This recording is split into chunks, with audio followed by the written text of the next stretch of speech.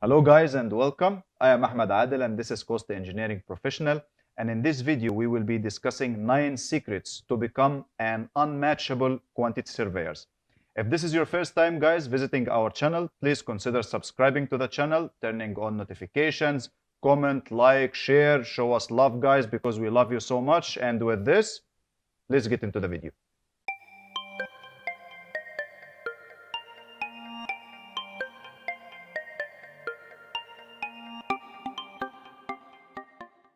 Alright guys, welcome back.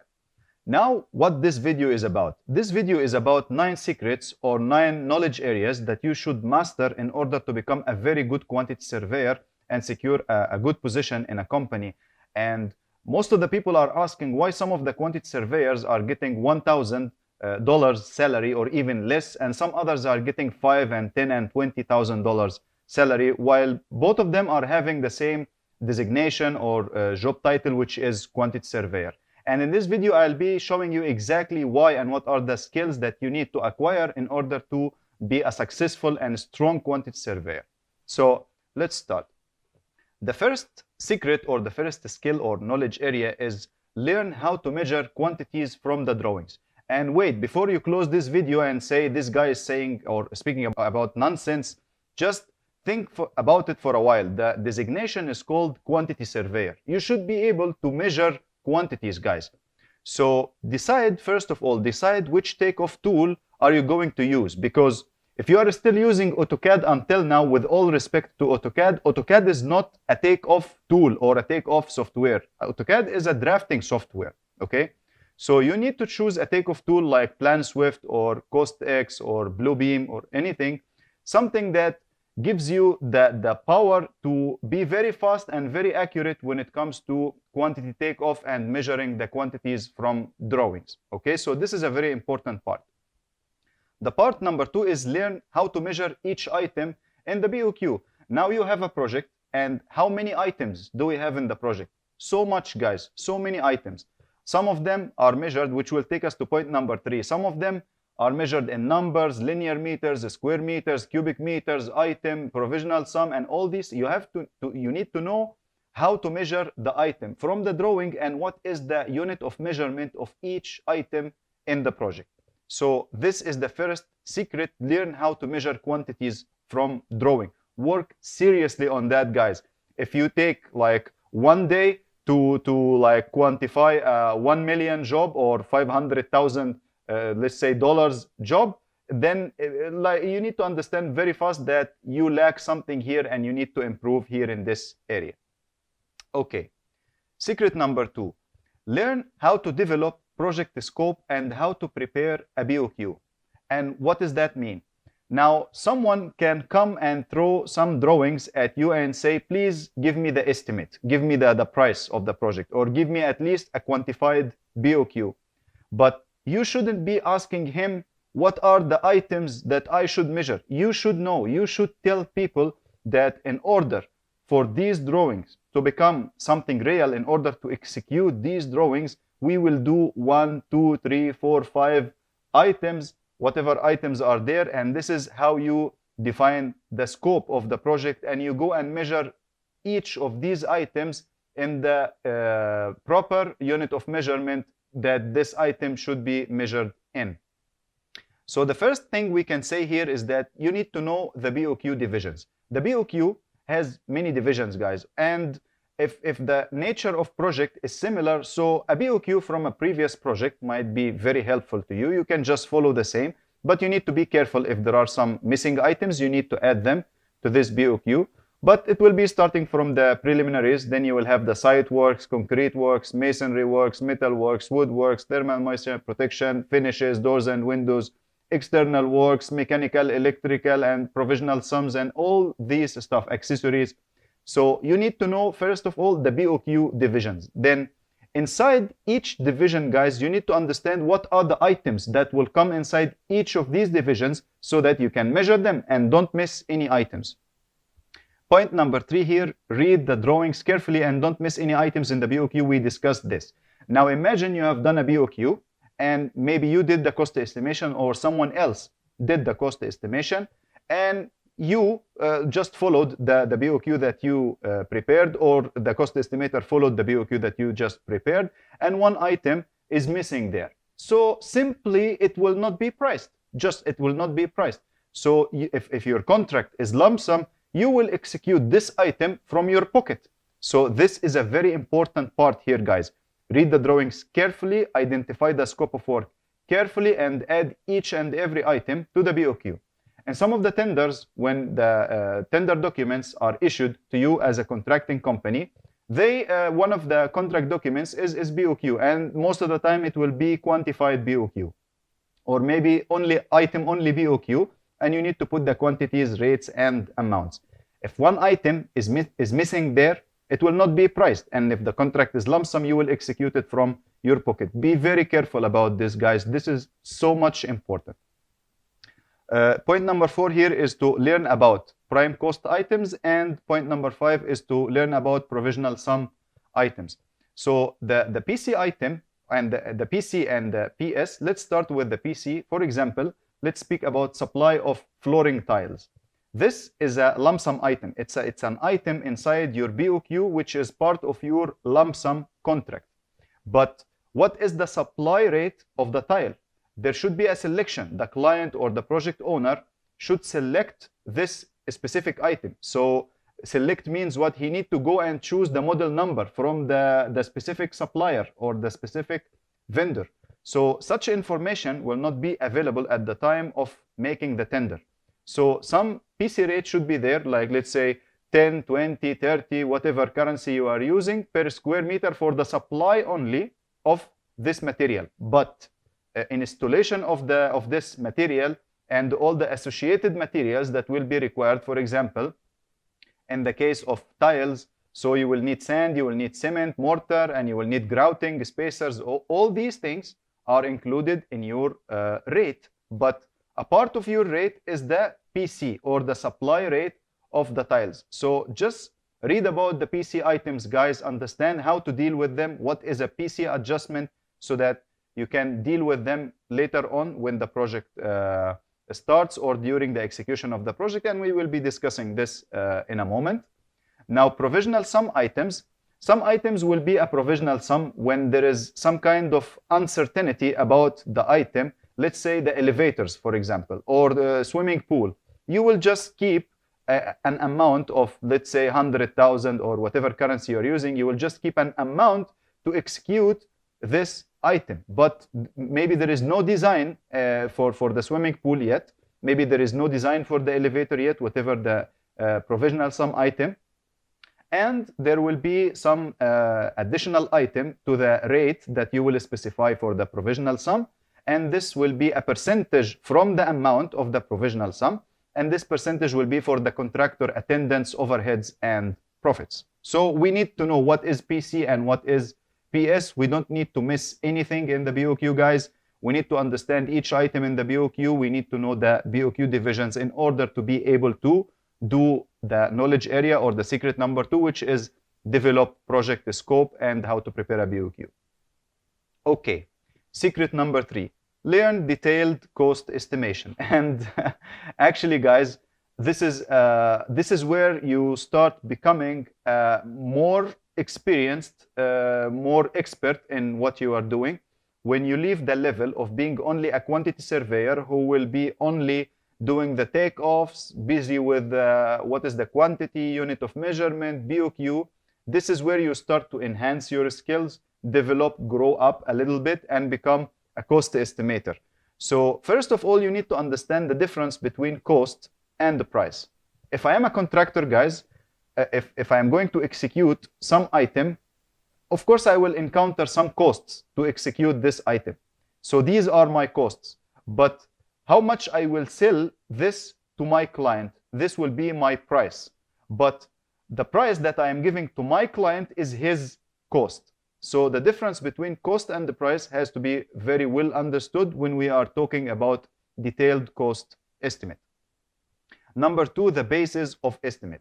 When you are preparing an estimate, guys, you need to have some list of assumptions. What are your assumptions that, based on these assumptions, you have driven your final estimate, whether it is cost or price of the project. So the cost or the price is driven based on some assumptions that you have made. For example, the productivities. One mason, how many meters of square meters of, let's say, block walls a mason can do per day? So this is an assumption. You will assume that he can do 8, 10, whatever productivity that you will put. You have assumed that, but are you sure that at site this mason will do 8 square meters of block? No, there is no certainty about it. But from your historical data, from your discussions with the project managers, for example, in your company, you will get to prepare the basis of estimate and the list of your assumptions, the prices of materials. All these things will come under the basis of estimate.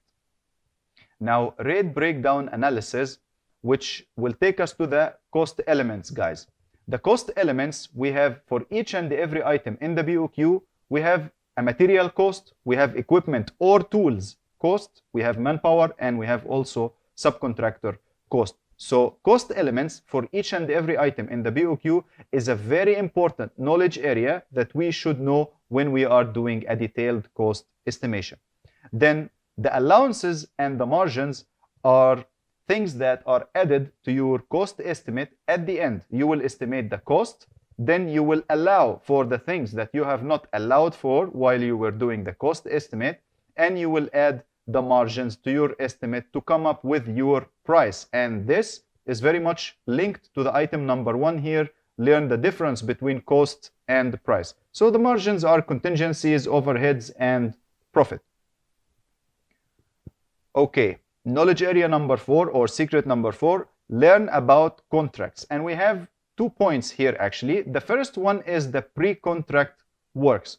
The works that you can do, or the tasks that will be required from you before the contract is awarded to your company. And what are these? When you receive a tender and you submit your bidding and you are awarded with the project, now you need to sign an agreement, a contract with your client in order to start the works, and the works will be executed in accordance with this contract. So before you sign a contract, guys, you need to go through the contract clauses, and maybe you will not go through all of them, and maybe the form of contract used is not a standard form of contract like FIDIC or anything else. Maybe it is just a contract drafted particularly for this job, or maybe it's FIDIC Red Book or whatever. Anyway, you need to go through the contract clauses, read them, understand them, because some obligations will be there, guys, and these obligations might have a cost impact. Like, for example, if you are required to submit, let's say, performance bond in the form of bank guarantee, okay? In order for the bank to give you a bank guarantee, they will charge you something, and you have not allowed for that. So basically, you are doing that from your pocket, because as per the contract, your performance bond is in the form of bank guarantee. So the premium that the bank will charge me for issuing me a bank guarantee in order to give it to my client as let's say, a performance bond, this premium should be allowed for in my estimate. It should be included in my price. So I'm just giving you an example of where the contract clauses might affect your pricing, guys. And other than that, regarding the contract clauses, you need to pay a very good attention to the termination clause.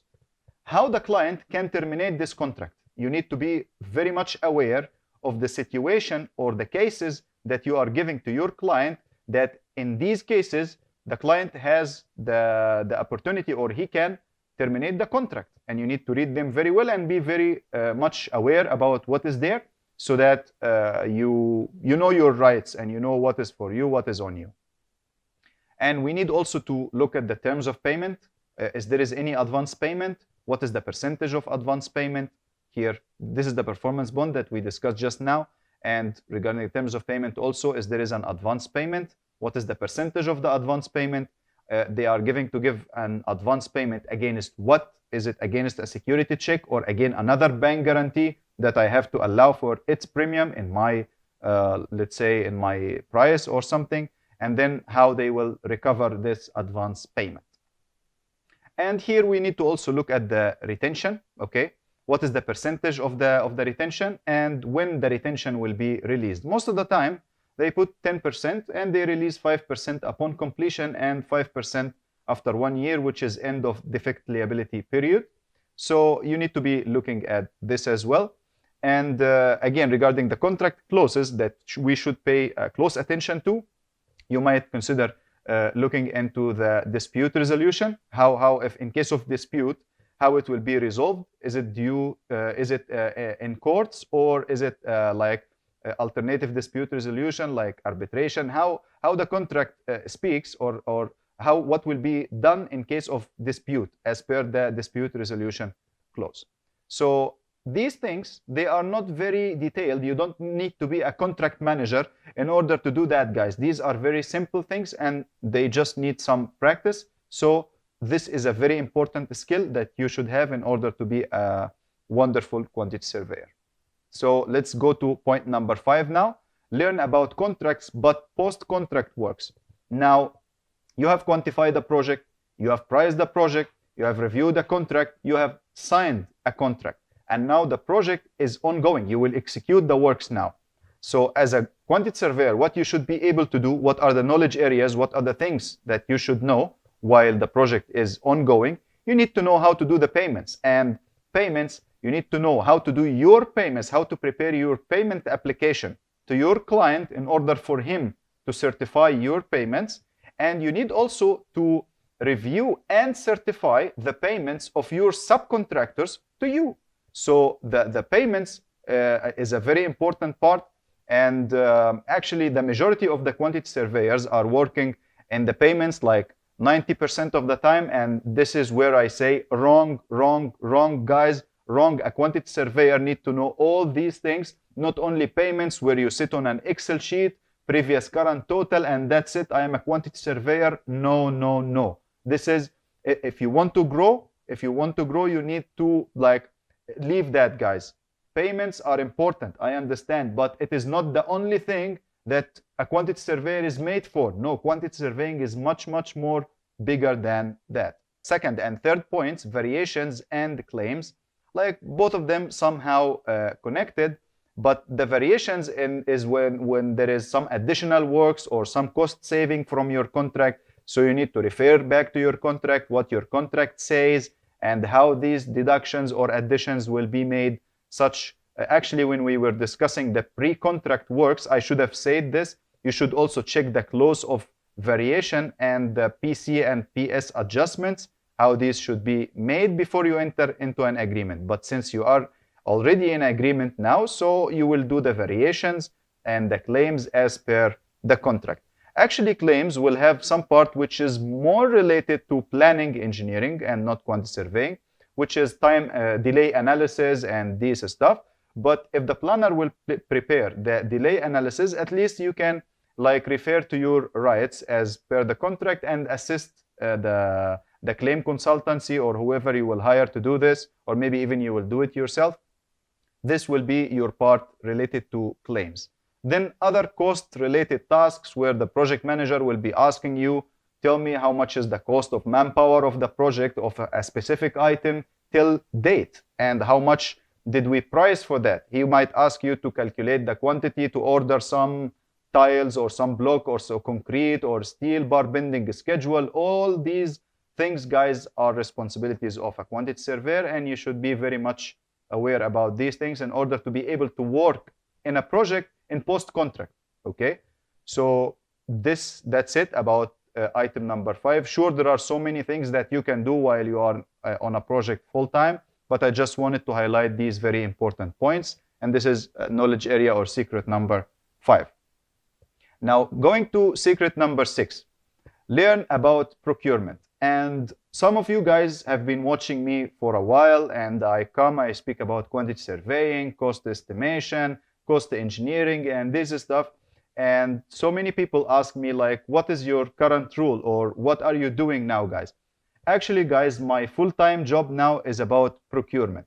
And what I want to say here about procurement, not because I am doing procurement full-time, procurement, guys, is where you combine each and every knowledge area that you know, and even every skill that you know, and knowledge area will be combined into one place to do this, to do the procurement, guys. Because first of all, you need to prepare the request for proposals that you will send to your subcontractors or to your vendors or whoever to start getting the prices. And then what is the scope of work? Because when you receive the quotations, these quotations should be as per the request for proposal that you have sent, and you need to make sure that the subcontractor or the vendor or whoever has priced exactly as per what you need from him, nothing less, nothing more, to avoid any problems with this particular vendor or subcontractor in the future. Then types of subcontract agreements, like, guys, are we going to do it lump sum? Is it going to be remeasured? Is it just supply and install? Is it supply only? So if supply only, we will go for purchase orders. If it is supply and installations, then maybe remeasured or lump sum or whatever agreement that you will be using. And what is the difference between agreement and purchase order? This purchase order will be for ordering materials, but when labor are involved, when there is a supply installation factor here and there is some liability over the works, then you will need to go for a contract, because you will have clauses and everything. These might be prepared by contracts people, but still you as a quantity surveyor working in procurement department, you should be like monitoring, looking at the subcontract agreements, looking at the terms of payment there, and the bonds and all the things that we have discussed in the pre-contract works, because in that case you will be working in pre-contract and you will be like negotiating the price, closing, discussing the scope of work. Sometimes the quantities will not be there, you need to quantify. Sometimes before you even float the inquiry to the market, you need to do a cost estimate to like prepare yourself, prepare your management, to show them that the price will be approximately around this figure. So don't be shocked when we receive the prices from the subcontractors. So you see, guys, you are combining each and every knowledge, you know, quantity surveying, estimation, and contracts, and even you need some personal skills, like you need to know how to negotiate, sit with a subcontractor, discuss the scope of work. And so this is where you can like release your full potential. You can do all, you can practice all your quantity surveying skills here when you are working in procurement. Wonderful knowledge area. I love it so much. And this is our secret number 6 here. Learn procurement, guys. Learn procurement, guys. Learn procurement, guys. Okay, let's go to secret number 7. Learn about time and the quality, not only cost. Yes, if you are a quantity surveyor and you will be spending 99.99% of your time doing cost-related stuff or tasks, okay?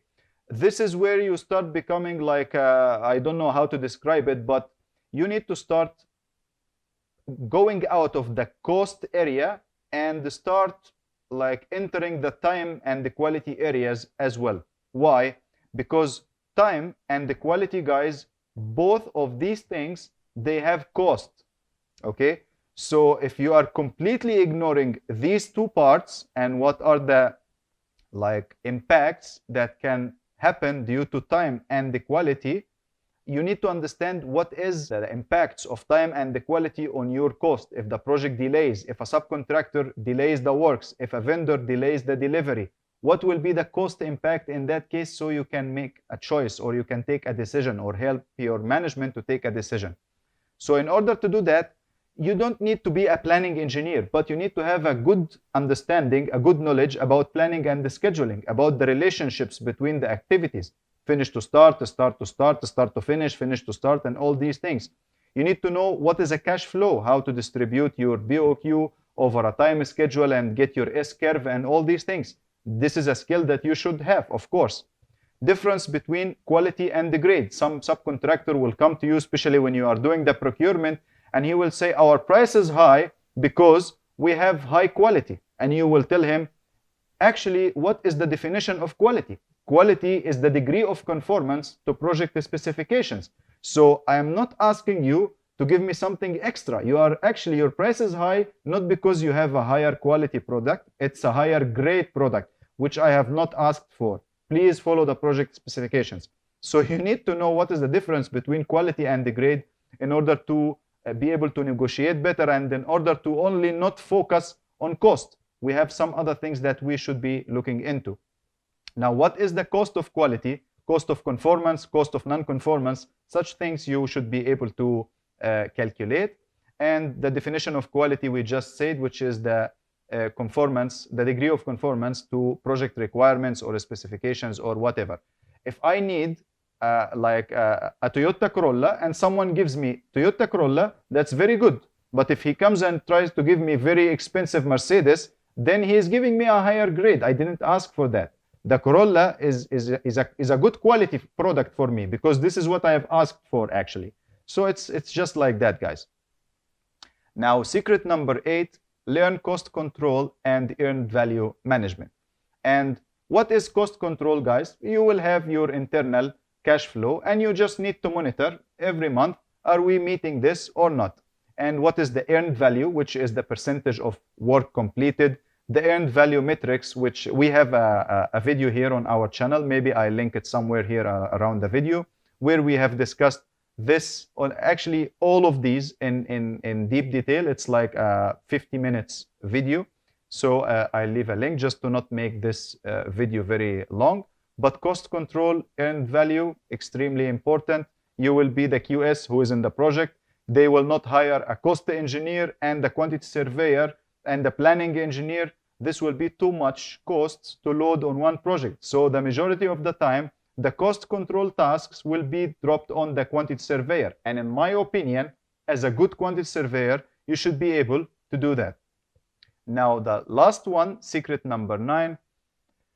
I love this, guys, because as you know, I am an associate of the Chartered Institute of Arbitrators. And actually, in order to become an associate of the Chartered Institute of Arbitrators, you have to pass an exam and you have to take one course. And this course is Introduction to Alternative Dispute Resolution. What introduction means? It means that you just need to know what are the methods of alternative dispute resolution, like arbitration, mediation, conciliation, negotiation, expert determination, private judge, mini trial, and there are so many others. Just all you have to do is to know like how each of these methods is being practiced and is the outcome binding or not and stuff like that. So this is a very good knowledge area, guys, and some people are doing the alternative dispute resolution or claim consultancy services and this stuff full-time, and it's a very good field by itself. But as a good, strong, knowledgeable quantity surveyor, you should know this. You should know at least what is the meaning of each of these, and you also need to understand the outcome, is it binding or not, how to practice them, so that you can have a good understanding about alternative dispute resolution. That's it, guys, and these are our secrets, our great 9 knowledge areas, or let's call them secrets because they really are secrets. When these 9 skills are combined together, guys, really, you will start to feel it. Like you sit in any meeting or any discussion, or you sit with a vendor, even you attend a meeting at the site, you speak to the client, to the consultant, even to your project manager, you will understand the power behind this commercial knowledge. Actually, in my opinion, who has the commercial knowledge is able to sit in any meeting and speak very confidently. Why? Because you know everything inside out. When you talk money, guys, the speak becomes heavy because everyone is worried when it comes to money. And also when you know contracts, when you know dispute resolution, when you know time, productivities, cost control, then you can sit in any meeting very confidently and discuss the matters, reply to the questions, give your opinions, and people will listen to you. I hope you guys enjoyed this video, and if you did, please like, comment, share. You know I love you guys, so please support our content so that we can continue. And with this, see you guys in the next video. Take care. Stay safe.